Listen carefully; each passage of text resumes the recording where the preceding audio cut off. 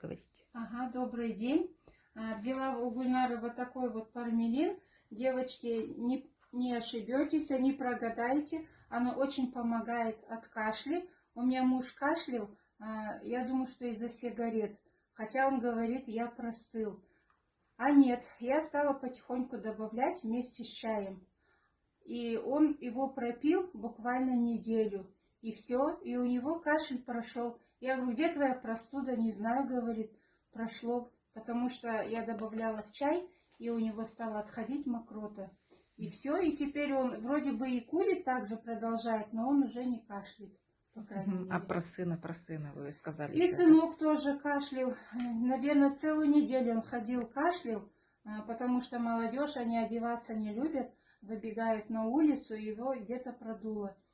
И все, я ему отнесла вот такой пармелин. Он во время обеда запаривал на работе, пил как в виде чая. На ночь просто проглотнет вот эту капсулку.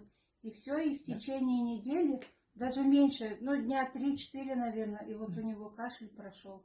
А ходил кашлял целую неделю. Он что, таблетку проглатывал, не пил? Он на ночь глотал, а днем пил, как чай.